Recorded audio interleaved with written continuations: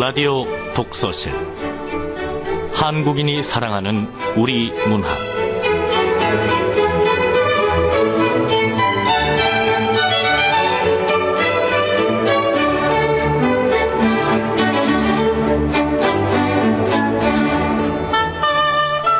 안녕하세요. 아나운서 김경란입니다. 바람이 분다. 살아야겠다. 오늘 아침 저 바람이 부니 살아야겠다는 생각을 한다. 그럼 살아야지. 그렇게 누구인가가 흐느끼는 소리로 대답한다. 강은교 시인의 달팽이가 달릴 때 앞부분입니다. 이 첫 구절 바람이 분다 살아야겠다는 폴 발레리의 시집 해변의 묘지에 나오는 대목이죠. 거기에 바람이 분다 살아야겠다 이런 내용이 있는데요. 시처럼 바람이 불고 있습니다. 가을바람도 불지만 또 여기저기 금융위기다 우울증이다 이런 찬바람이 불고 있습니다. 어떤 이에게 그 바람은 큰 생채기를 남기기도 합니다. 그렇지만 중요한 것은 그래도 우리는 살아야 한다는 것. 살다 보면 언젠가는 그 바람이 멈추기도 한다는 것. 그것을 기억하는 걸 겁니다. 라디오 독서실 오늘은 하성란 작가의 그 여름의 수사와 함께하겠습니다.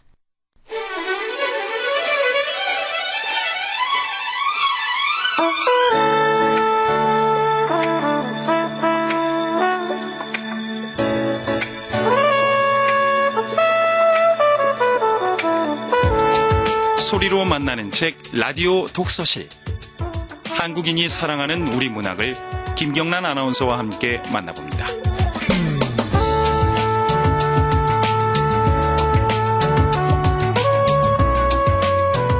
오늘 소개할 하성란 작가의 그 여름의 수사는 제16회 오영수 문학상 수상작입니다.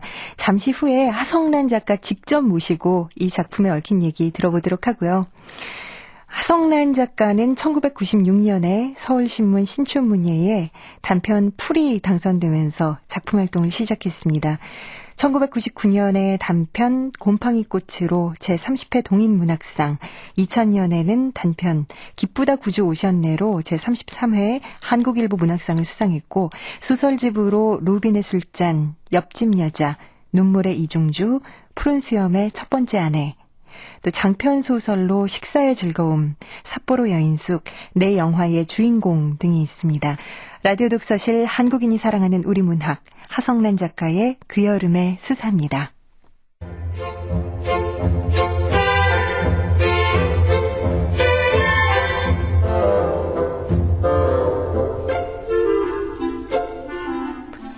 그 여름의 수사, 하성란.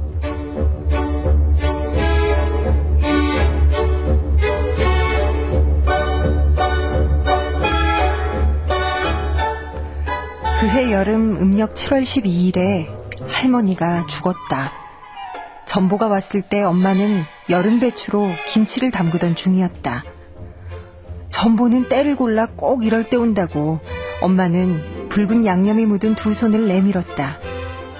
이크, 혹시라도 유니폼에 고추 양념이라도 튈까 집배원 청년이 뒤로 물러섰다.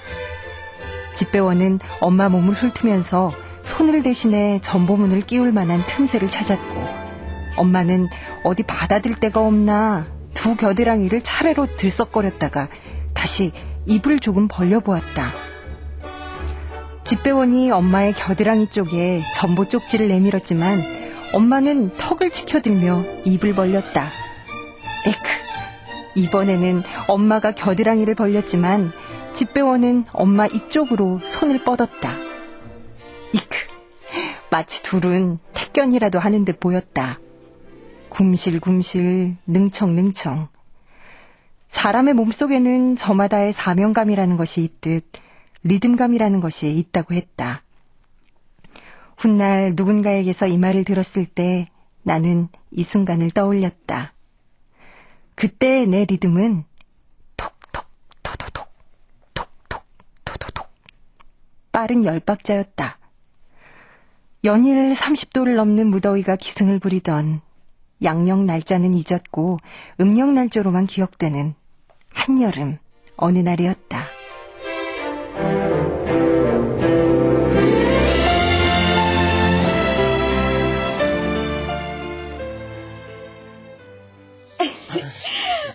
뭐 이렇게 딱딱 못 맞춰. 그러게. 그냥 손을 받을게요. 전보용지에 양념 좀 묻으면 어때? 예, 여기. 모친 금연수록 사망? 엄마, 무슨 전보예요? 또 아버지한테 온 거야? 각중에 복중에. 엄마는 간을 보듯 입맛을 다시고는 딱 2마디만 했다. 각중에, 복중에. 느닷없는 할머니의 죽음에 대한 충격과 임종을 지키지 못한 안타까움이 각중에. 푹푹 찌는 찜통 더위 속에서 치러야 할 초상 걱정이 복중에란 말에 담겨 있었다.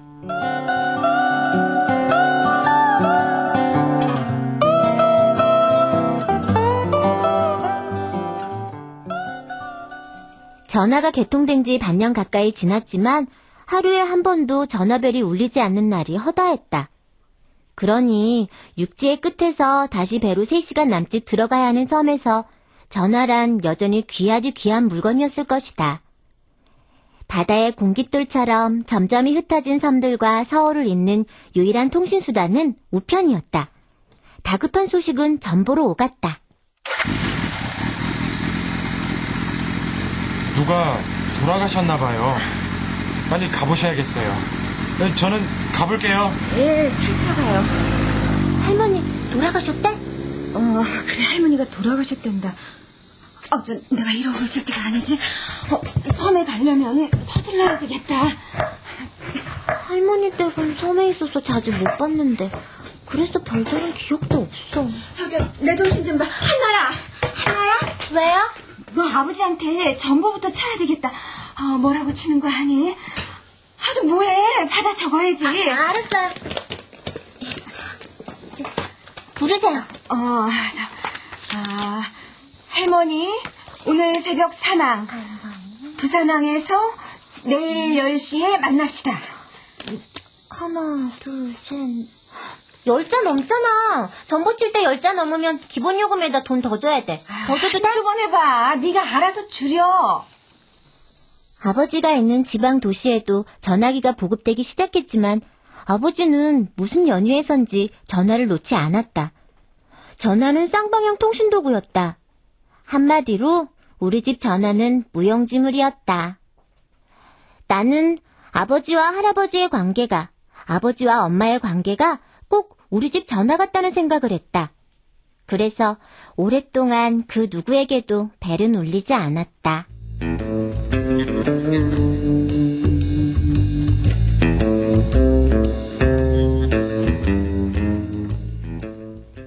우체국의 전보 전신한 창구의 여직원은 내가 우체국 문을 열고 들어설 때부터 단박에 날 알아보았다. 나는 왼쪽 뺨으로 여직원의 시선을 받아내면서 전보 문구를 고쳤다. 전보를 받는 아버지 입장에서 보자면 할머니란 호칭부터가 잘못이었다. 할머니가 뭐야? 어머니지. 아니야. 최대한 짧아야 하니까? 모찌. 그래, 모찌. 오늘 새벽도 지우고 할머니가 언제 돌아가셨는지는 부산항에서 만나면 다 알게 될 거니까 최대한 줄이고 이거 빼고 쳐내고 10자로 정리를 하면은 그래! 모친 사망 부산항 내일 10시. 좋았어. 다 정리했어?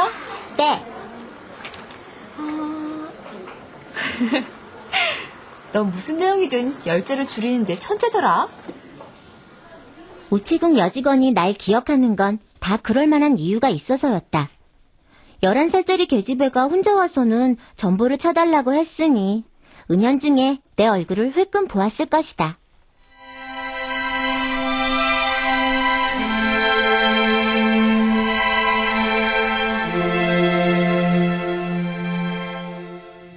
너 전보가 뭔진 아니?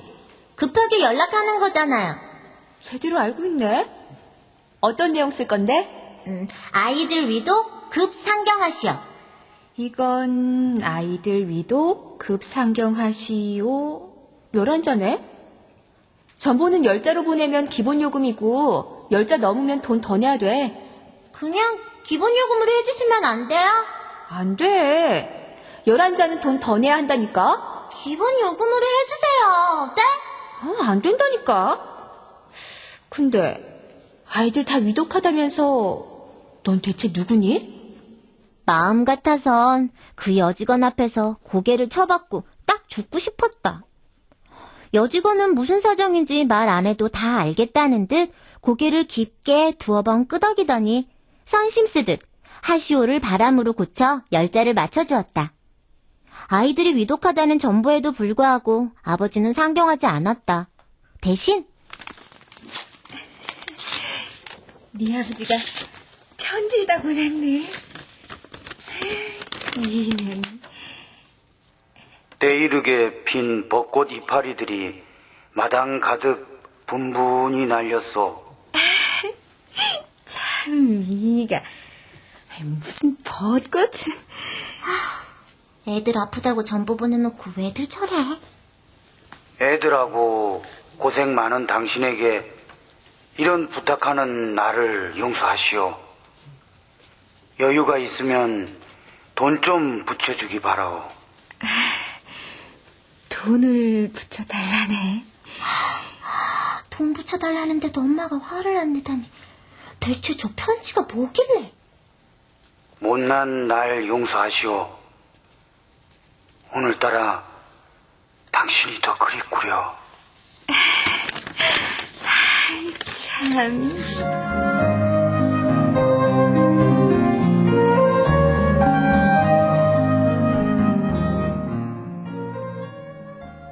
편지를 읽을 때 엄마는 수줍어했다. 달이 차고 기울듯 엄마의 심경도 차고 기울기를 반복했다. 매번 통하지 않을 것을 알면서도 엄마는 잊을만 하면 한 번씩 속뜻이 전달되지도 않을 전보를 쳤다. 언제부턴가 전보 창구의 여직원과 나 사이에는 말하지 않아도 통하는 것이 있었다. 모친 사망 부산항 내 10시? 정확하게 열자 맞네? 그런데 이 내용이 어때서요? 진짜야? 그럼 진짜죠. 아니, 너 전보 칠 때 사실하고 다른 내용도 몇 가지 있었잖아. 사람 죽은 거 가지고 거짓말하는 사람 봤어요? 아이고, 진짜면 진짜지. 기다려, 빨리 차려줄게.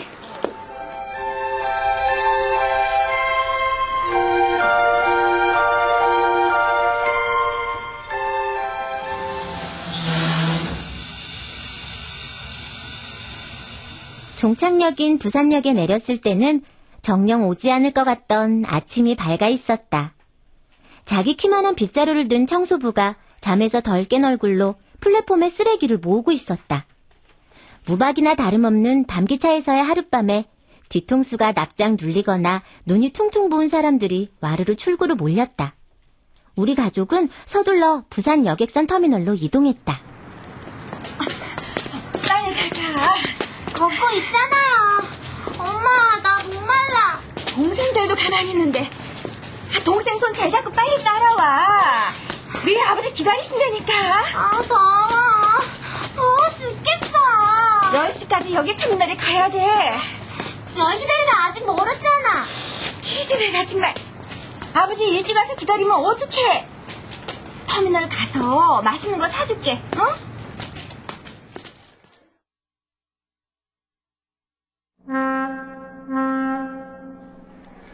여객선 터미널은 사람들로 부산했다. 혹시 아버지가 우리를 알아보지 못할까봐 우리는 개찰구 바로 앞에 선 채 쏟아지는 땡볕을 머리통으로 다 받아내고 있었다. 10시가 되자 울긋불긋한 옷을 입은 피서객들과 배한복을 입은 촌부와 촐로들을 태운 여객선이 항구를 떠났다. 갈매기 떼가 일시에 날아올라 배전에 따라붙었다. 10시인데 네 아버지는 왜 안 오는 거야? 너 분명히 10시라고 했니? 그럼 10시 부산항. 근데 왜 안 오는 거야? 설마 이번에도 거짓말로 전보 쳤을까 봐? 날 그렇게도 몰라? 어떤 미친년이 사람 목숨을 갖고 장난을 친대? 아따 웃음네? 왜 날 몰라줘? 안 되겠다. 네 아버지가 할머니 돌아가신 거 안 믿는 모양이다. 네 아버지 가게로 가봐야겠다. 막내야, 빨리 업혀. 엄마는 막내를 둘러업었다. 둘째를 앞서 걸리고 뒤처지는 내게 빽 성질을 내면서 버스 터미널로 가 아버지가 있는 DC로 가는 버스를 탔다.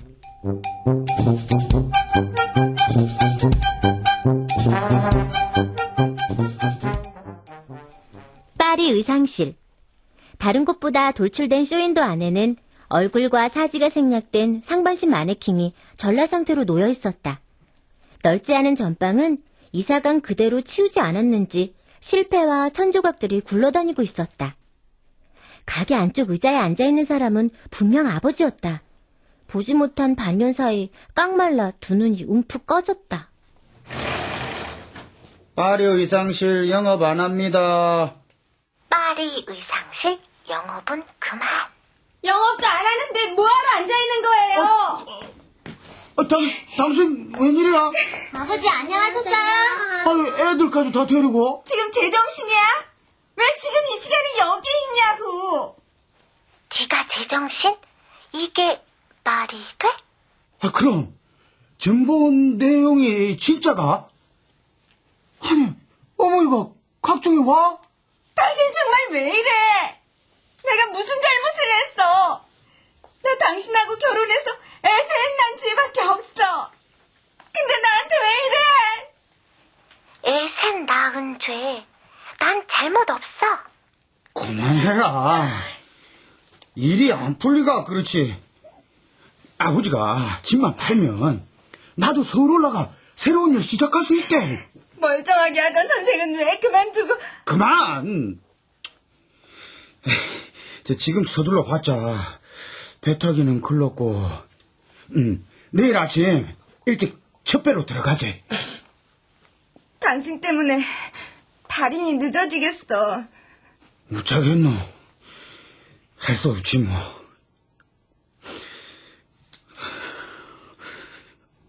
우리 어머니 불쌍해서 웃잖아.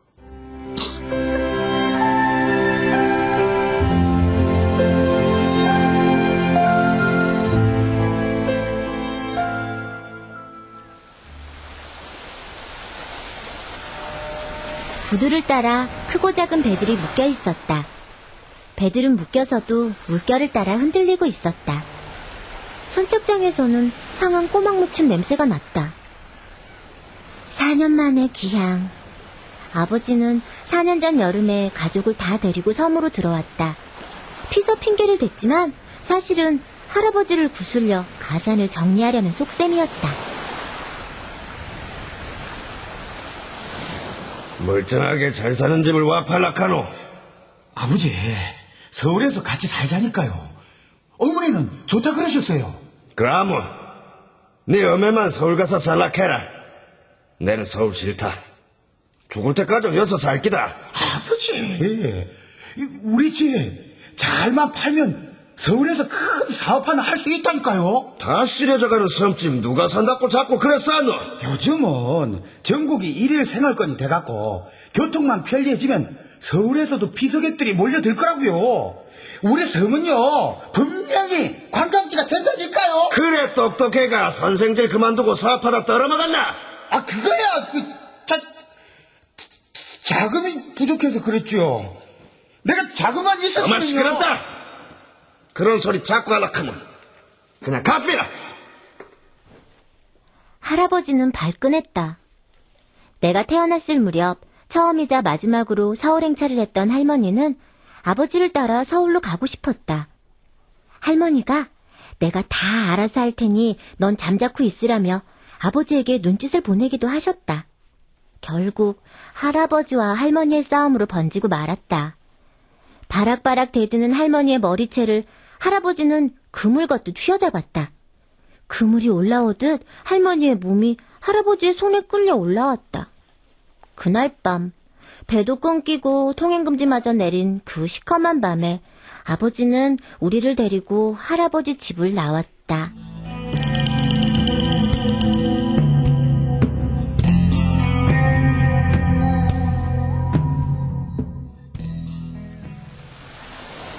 불과 4년 사이에 많은 것이 바뀌었다. 아버지의 예상은 적중했다. 관광객 수는 해마다 늘고 있었다. 해안가를 따라 난 길만 아니었다면 집으로 가는 길조차도 찾지 못할 뻔했다. 주점과 다방, 여관, 음식점들이 해수욕장 길목을 따라 질비하게 늘어섰다. 비좁은 마당은 동네 사람들로 북적였다. 수고들 많습니다. 아이고, 제가 많이 늦었습니다. 상주가 잊어오면 어쩌노? 아유, 죄송합니다. 안녕하세요, 어르신. 오빠! 아이고, 이치우십니까? 먼 길 오느라 욕봤다. 먼 길이면 다 욕이나 먹어. 아이고, 오빠. 엄마가 돌아가셨습니다. 알았다. 네, 우선 아버지 좀 보고. 이 팔 좀 놔라. 아버지, 화 많이 났으니까 그래 안수. 그래. 아버지는 어디 계시노? 방구석에 혼자 틀어박혀가 소주만 마신다. 아버지, 저 왔습니다. 어두운 방구석에 틀어박혀 안주 없이 소지만 들이켜던 할아버지는 아버지를 보자마자 불같이 화부터 냈다. 발인 날짜 하나 딱딱 맞추지 못한 아들이 곱게 보일 리가 없었다. 할아버지는 아버지를 볼 때마다 죽은 두 아들을 떠올렸다. 놓친 고기가 커 보이는 법이었다. 발인을 하러 왔다가 주저앉은 사내들은 이미 거나하게 취해 있었다. 큰고모가 주위를 둘러보더니 아버지의 귀에 대고 소곤댔다. 그날도 네 사업자금 때문에 싸웠다 카더라. 어머니가 혈압이 높아가 각중에 돌아가셨다 하지만은 야 마을 사람들이 수근수근 낸다. 뭐라고 하던데요? 어머니 돌아가시기 전날 아버지하고 그래 크게 싸웠단다. 그래가 입에 올리기도 무섭지만 아버지가 독약을 먹였다고. 뭐라고요? 야야 목소리 낮춰라. 그럴 수는 없습니다. 그럴 수는 없어요. 부르르 떨던 아버지는 구두를 벗어던지듯 벗어두고 할아버지가 있는 방으로 들어가더니 문을 닫았다. 할아버지의 호통소리가 새어나왔다. 잠시 후 할아버지 방에서 뛰쳐나온 아버지는 할머니의 관을 붙들고 통곡했다. 우리 어머니 불쌍해서 우리 아들 소문이 안 들어나. 그만하이소. 지 사업자금 되겠다고 싸우다가 저래 대신다.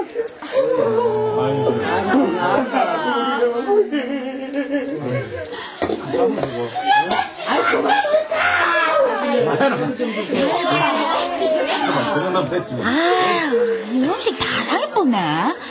아이고, 아까 보고 왜 안 와? 어디 있죠?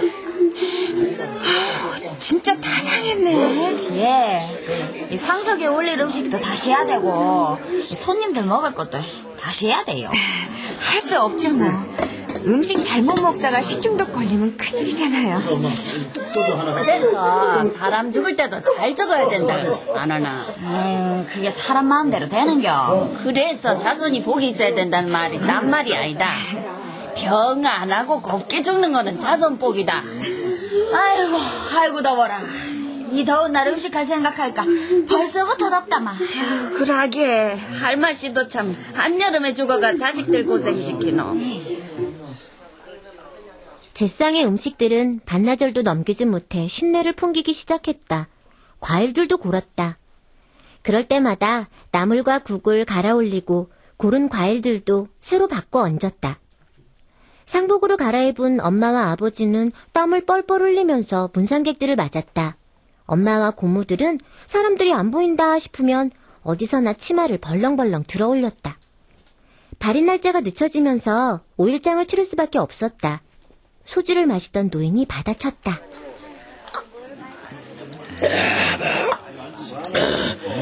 어쩌겠노? 하늘이 못 왔는데. 아들 못 와도 5일장은 좀 일장 아마 가정일의 준칙에 위배되는 거 아이가? 준칙 위반해.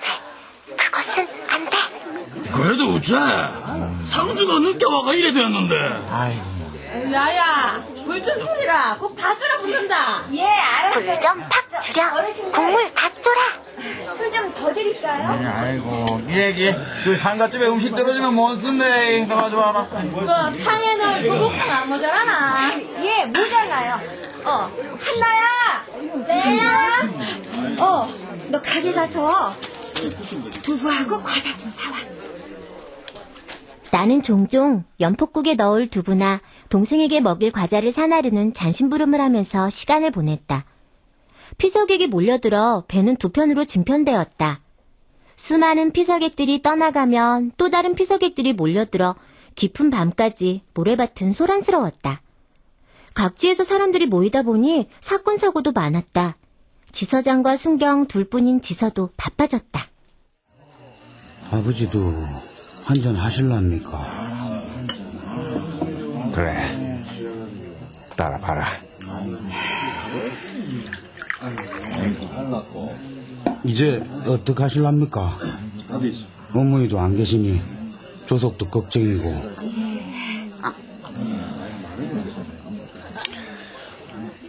되는 대로 해야지 웃자겠노. 그러지 말고 저희하고 같이 서울 가서 살자니까요. 내 그 소리 다시 하지 말라했지. 아버지는 참. 당신 어디 가요? 여보! 고모 보셨죠? 한나 아빠가 저런 데니까요.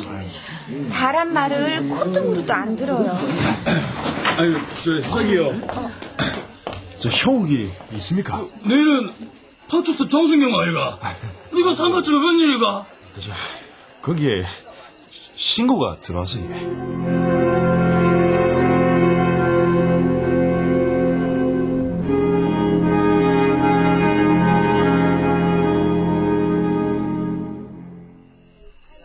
갑자기 파출소 순경 둘이 집으로 들이닥쳤다. 입간에 놓은 관을 열고 염습까지 한 시신을 조사하기 위해서다. 툇마루에서 선잠을 자고 있던 난 불현듯 잠에 섰겠다.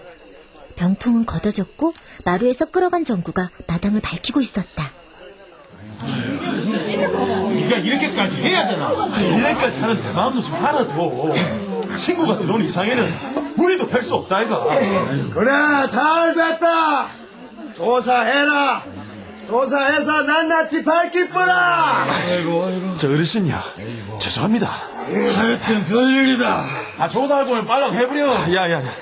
저기 다들 좀 뒤로 물러나 주이소. 할머니도 왜 시신을 조사하는지 소문 들었지? 아유, 내는 입에 올리기도 싫다요. 맞아요.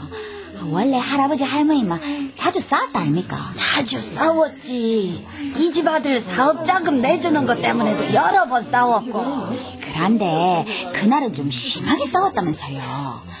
그래가 화가 난 할아버지가 할머니한테 막 독약을 먹였다고. 소문은 그래 놨지만 그게 아니고, 그날 이 집 할아버지하고 할머니가 싸운 거는 맞는데 할머니가 속상해가 깡소주로 나발을 분기라.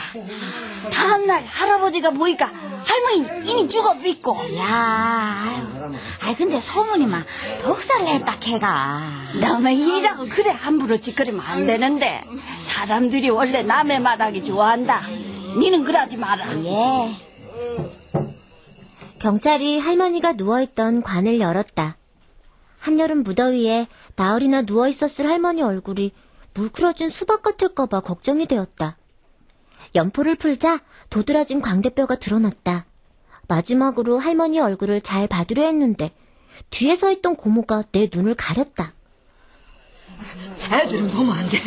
자, 고인 연포 다 풀었습니다.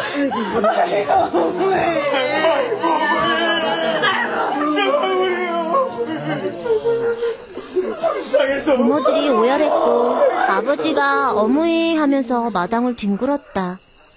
그 무더위에도 불구하고 할머니 얼굴은 비교적 깨끗했다고 했다. 어른들 몰래 그 광경을 다 본 둘째가 말해주었다. 순경이 할머니 입을 벌리자 쌀알이 나왔다고 했다. 할머니의 혀를 쭉 빼내 살펴보더라고도 했다. 경찰은 아무 일 없다는 것을 확인했고 다음날 일찍 할머니의 장례를 치르기로 했다.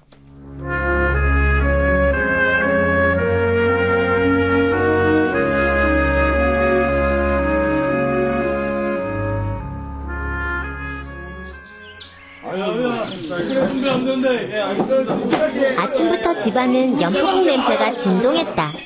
마당 안에 들어오지 못한 상여는 문 밖에 대기하고 있었다. 새로 장만한 듯 상여는 단청이 선명했다. 색색의 연꽃들이 활짝 피어 있었다.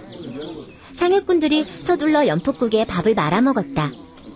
관이 상여에 실렸다. 상여꾼들이 상여 곁으로 가서 자리를 잡아섰다. 그때였다. 검게 탄 아이가 뛰어들었다. 아가 빠졌습니다. 뭐라겠노? 아가 빠져. 어디? 저기. 어디? 아가 안 나옵니다. 저기. 아이는 말을 못 잇고 손가락으로 바다만 가리켰다. 사람들이 우르르 밖으로 나가 달렸다. 어른들이 바다로 뛰어들었다. 산비옷이 물을 먹고 축 늘어졌다. 옷을 벗어던진 어른들이 바닷속으로 사라졌다. 1, 2분이 길게 느껴졌다. 옆에 있었는데 잠깐 딴 데 본 사이에 없어졌습니다. 대안타. 어른들이 들어갔으니까 꺼낼 거다. 걱정 마라. 아래 건졌네. 아이고 참말로 거졌네. 여자아이네. 아이고 다행이네. 이거 한여름에 줄서 잡치는 줄 알았대. 계집아이였다. 어른들의 손이 다급하게 움직였다. 인정사정 없이 가슴을 눌러댔다. 몇 분이 흘렀을까? 여자애가 입으로 물을 토해냈다. 캬캬. 두어 번 기침을 하더니 숨을 쉬기 시작했다. 다 큰 계집애가 입을 크게 벌리고 울었다.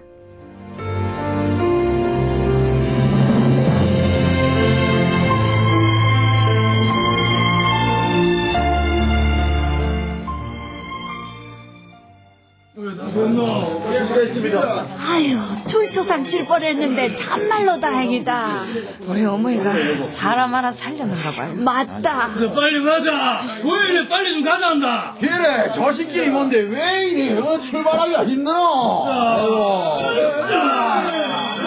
이제 가면은데나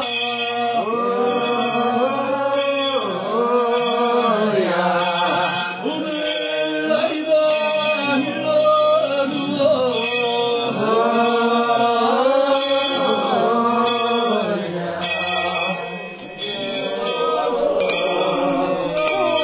할머니는 평생 총총 걸어다니던 고사틀 상여 타고 마지막으로 돌았다. 아이고 변태. 상여 위에 앉아 동네를 천천히 둘러보며 웃고 있는 할머니의 모습이 떠올랐다. 피서객들은 상여를 보자 움침 물러섰다. 행렬은 꼬리를 물고 길어졌다. 상여 뒤에 따라오던 노인들이 중얼거렸다. 아따 겠으면 6일장에 구렸다. 6일장은 안 한대. 9일장이지. 와 9일장이고 3일 5일이면 다음은 7일이지. 야 9일장으로 했다간 지서에 소리가 들어갈 기다. 가정일에 위반으로 들어가. 가만 응? 그런데 와 곡을 하나 더. 맞다 야야 곡 좀 하라. 아이고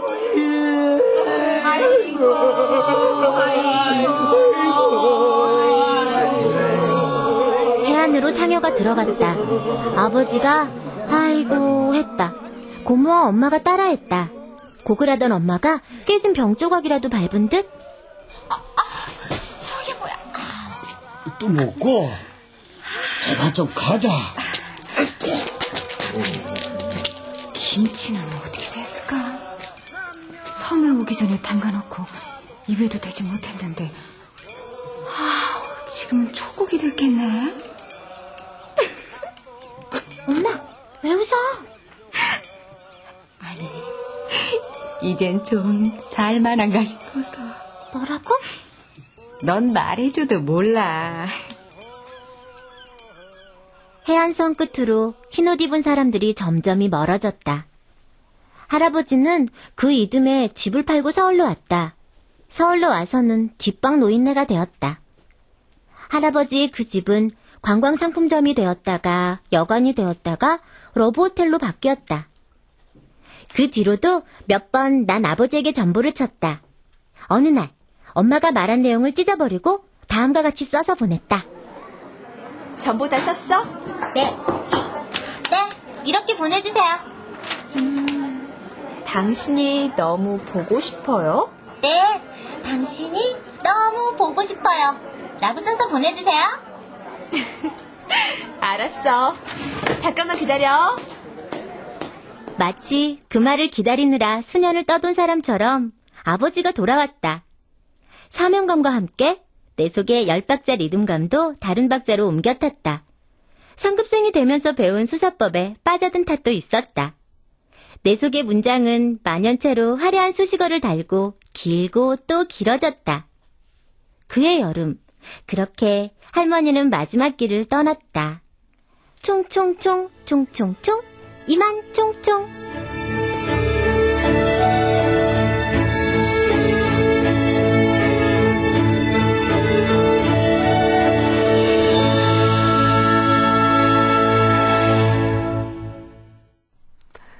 총총총 총총총 이만 총총.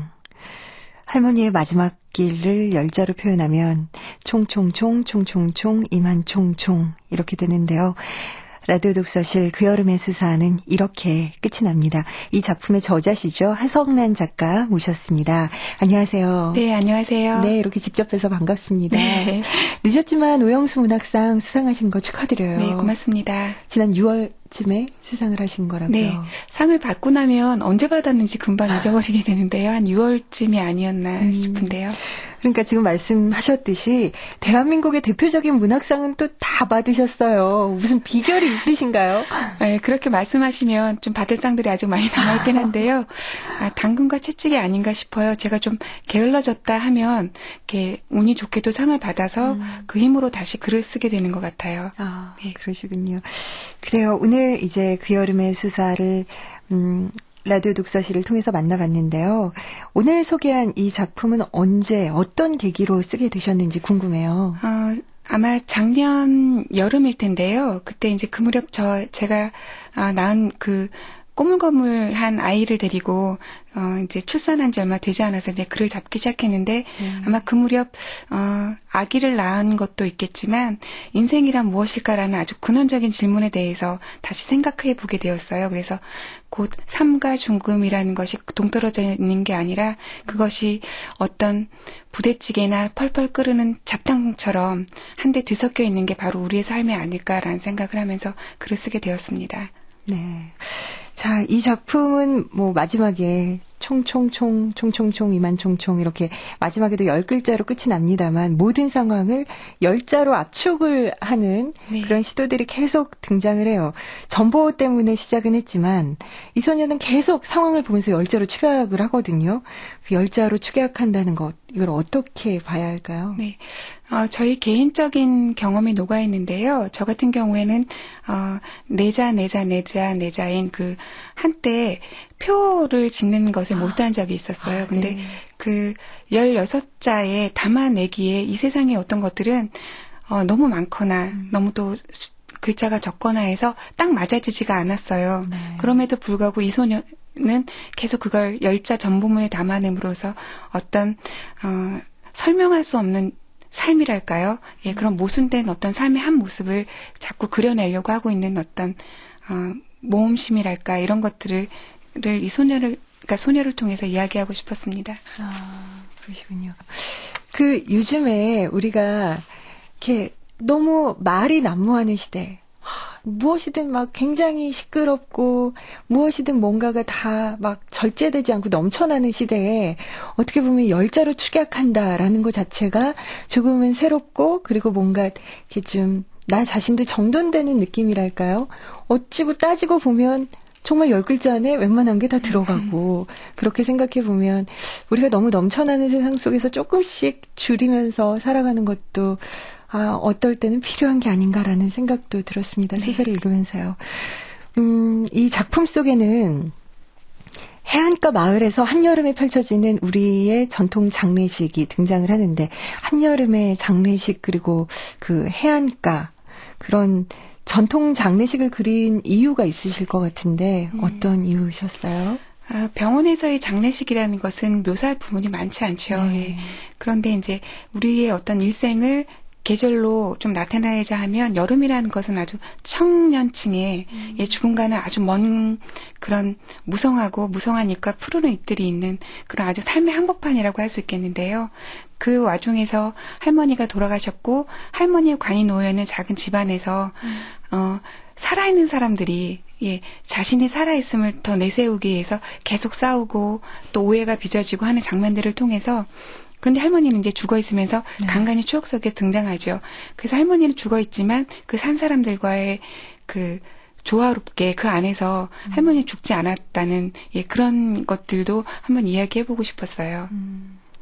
그러셨군요. 그리고 이 작품에서는 소통의 부재 그리고 소통의 단절 이런 것들이 표현이 되고 있는데 또 전화기라는 게 자고로 상대편이 있어서 내가 걸 곳이 필요하고 주고받아야 되듯이 어떤 대화든지 이렇게 소통이 좀 돼야 되잖아요. 근데 최근에 보면은 이제 인터넷에 달린 그런 악성 댓글, 이런 댓글 문화 같은 것들 보면 소통이 안 되고 내가 그냥 저지르고 적어놓고 그렇기 때문에 그런 일방통행을 하기 때문에 어떤 굉장히 오해들이 빚어지고 그 안에서 상처와 아픔들이 또 생겨나고 굉장히 뭔가 잘못되어 가는 느낌이랄까요? 그런 느낌도 드는데 그래서 인간이 살아가는데 이 소통이라는 거 정말 필요한 것 같아요. 네. 어떻게 생각하세요?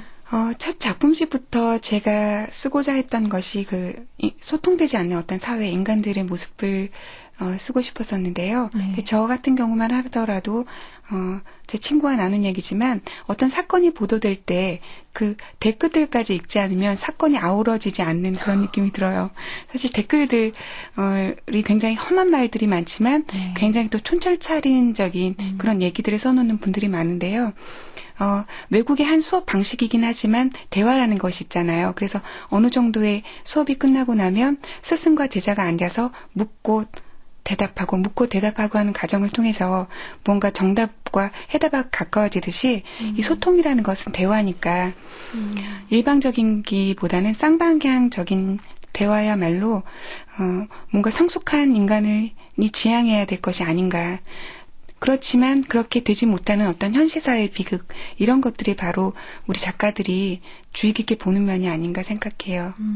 그러면은 작가의 입장에서 보실 때 요즘의 사회는 어느 정도의 이 소통이 이루어지고 있다고 생각하시고 또 얼마나 어떤 면으로 좀 나아갔으면 좋겠다라고 생각하시는 부분이 있으세요? 만약에 또 지나치게 소통이 되는 것도 저는 바라진 않지만 어느 정도의